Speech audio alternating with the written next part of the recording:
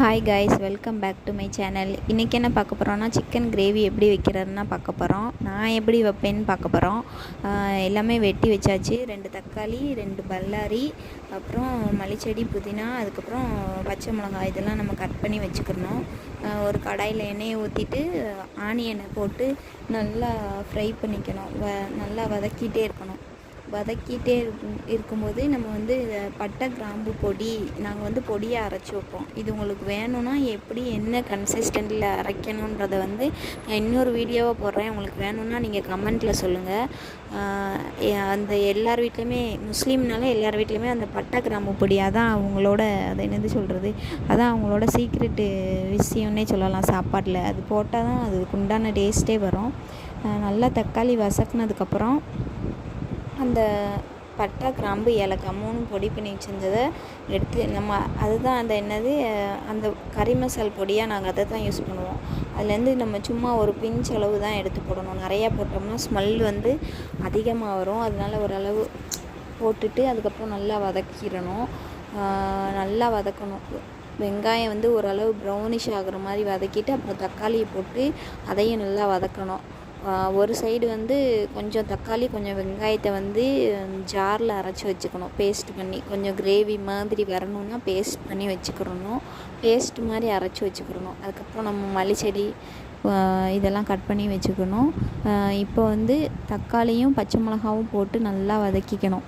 நல்லா வதக்கி நல்லா அந்த பச்சை ஸ்மெல் வந்து போகிற மாதிரி நல்லா வதக்கிட்டே இருக்கணும். நல்லா வதங்கினதுக்கப்புறம் வந்து நம்ம அந்த மசாலாஸ்லாம் ஆட் பண்ணுவோம்.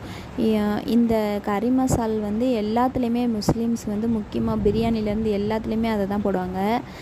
ஓரளவு அந்த தக்காளி வெங்காயம்லாம் வதங்கினதுக்கப்புறம் நம்ம வந்து அந்த அரைச்சிருந்த இதையும் போட்டுறணும். அது கொஞ்சம் வதங்கினதுக்கப்புறம் இஞ்சி பேஸ்ட்டு போட்டு நல்லா வதக்கணும். ஃபஸ்ட்டே போடுவாங்க சிலர், போட்டால் அது வந்து கீழே பிடிக்கும். அதனால் எல்லாமே நம்ம இந்த போடுற வெங்காயம் தக்காளிலாம் வதங்கினதுக்கப்புறம் போட்டோன்னா ஓரளவு கரெக்டாக இருக்கும்.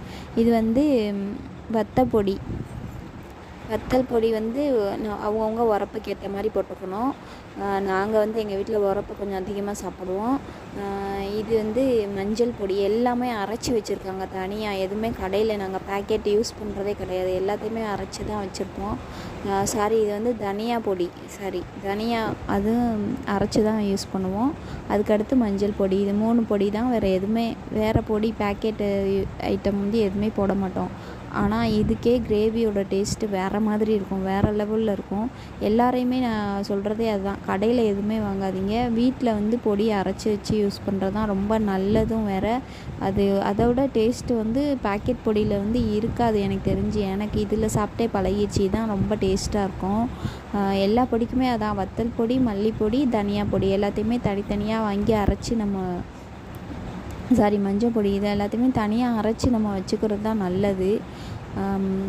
நல்லா அரைச்சிட்டு அதோட பச்சை வாசனை போகணும்ல, அது வரைக்கும் கொஞ்சம் நல்லா வாட்டர் ஆட் பண்ணி நல்லா நம்ம வதக்கிட்டே இருக்கணும். கொஞ்சம் அந்த பச்சை ஸ்மெல் போகிற வரை. ரொம்ப தண்ணி ஊற்றினா அது வந்து குழம்பு மாதிரி ஆயிரும். அதனால் நம்ம பார்த்து ஓரளவு லைட்டாக தண்ணி ஊற்றி கிரேவி கன்சிஸ்டன்சிக்கு வர்ற மாதிரி ஓரளவு இப்போ வந்துருச்சு. உங்களுக்கே பார்த்தாலே தெரியும், நல்லா கலர்ஃபுல்லாக வந்திருக்கு. எதனாலனா வீட்டில் உள்ள பொடியை போட்டனால தான். அதை வந்து நம்ம ஓரளவு நல்லா அது மாதிரி நல்லா வதக்கி வச்சுட்டு அதுக்கப்புறம் நான் வந்து தயிர் ஆட் பண்ணுவேன். இது நான் எங்கள் மாமியார் வீடுங்கிறதுனால அந்த கட்டியான தயிர் இல்லை, இது அவங்க வீட்டில் ரெடி பண்ண தயிர். இதுதான் இருக்குது. நாங்கள் கட்டியான தயிர் நம்ம வீட்டில் இருந்தது, அதை ஆட் பண்ணாலும் நல்லாயிருக்கும். எப்போவுமே கிரேவிக்கு வந்து ஓரளவு இந்த பச்சை ஸ்மெல்லாம் போனதுக்கப்புறம் லைட்டாக நம்ம தயிரை ஆட் பண்ணிக்கிட்டோன்னா அந்த கிரேவியோட டேஸ்ட்டே வேறு மாதிரி இருக்கும். கறி ரெடி பண்ணி வச்சுருக்கோம், வாஷ் பண்ணி க்ளீன் பண்ணி வச்சாச்சு. அந்த 2 லெக் பீஸ் வந்து எங்களுக்கு பொரிக்கிறதுக்காக, மற்றதெல்லாம் வந்து நம்ம குழம்புல போடுறதுக்காண்டி எடுத்து வச்சுருக்கோம். ஆக்சுவலாக இது என் வீடு கிடையாது, இது எங்கள் மாமியார் வீட்டில் செய்கிறோம். மாமியார் வீட்டில் வந்து லீவுக்காண்டி போயிருந்தப்போ சாப்பாடு செய்யும்போது சரி ஒரு வீடியோ எடுக்கலாமே, கிரேவி எப்படி பண்ணுறதுன்னு சொல்லி எடுக்கலாமேன்னு சொல்லி போட்டாச்சு.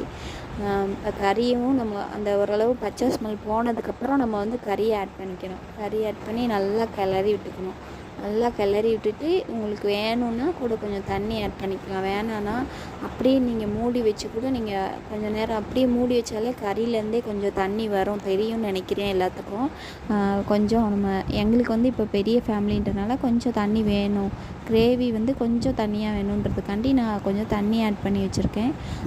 நல்லா அதுக்கப்புறம் லாஸ்ட்டில் வந்து நம்ம தேவையான அளவு உப்பு போட்டுக்கலாம். இப்போதைக்கு போட வேணாம், நான் போட மாட்டேன். ஏன்னா லாஸ்ட்டில் தான் எப்போவுமே என்ன குழம்போ என்ன வச்சாலுமே லாஸ்ட்டில் போடுறது தான் எனக்கு தெரிஞ்சு அது என்ன சொல்கிறது, ஒரு அளவுன்றது தெரிய வரும். முதலே போட்டுட்டோன்னா கூட போட்டுருவோம், கம்மியாக போடுவோம், அந்த மாதிரி பண்ணுவோம். அதனால் கடைசியில் எல்லாம் முடிஞ்சதுக்கப்புறம் அதில் சேர்க்க வேண்டியதெல்லாம் சேர்த்துட்டு அதுக்கப்புறம் போடணும். முக்கியமாக லெமன் ஆட் பண்ணிக்கோங்க, லைட்டாக போட்டால் போதும். ஏன்னா நம்ம தயிர் போடுறோம், அதனால் லெமன் வந்து கொஞ்சமாக போட்டால் போதும். இதெல்லாம் போட்டுட்டு நம்ம கிரேவி செஞ்சிட்டோம்னா செம்ம வேறு லெவலில் இருக்கும். அப்படியே மல்லி செடி தூவி இறக்கிற வேண்டியதான். செம்ம டேஸ்ட்டு. இதுக்கு ரசம் வச்சு ஒயிட் ரைஸ் வச்சு சாப்பிட்டா அதோட டேஸ்ட்டாக இருக்கும். ஆனால் நாங்கள் இன்றைக்கி வேறு என்ன சாப்பிட போகிறோன்னா நெய்ச்சோறு பொங்கி கிரேவி வச்சு சம்பல் வச்சு சாப்பிட போகிறோம். செம்ம டேஸ்ட்டாக இருக்கும். நீங்களும் உங்கள் வீட்டில் இதே மாதிரி ட்ரை பண்ணுங்கள்.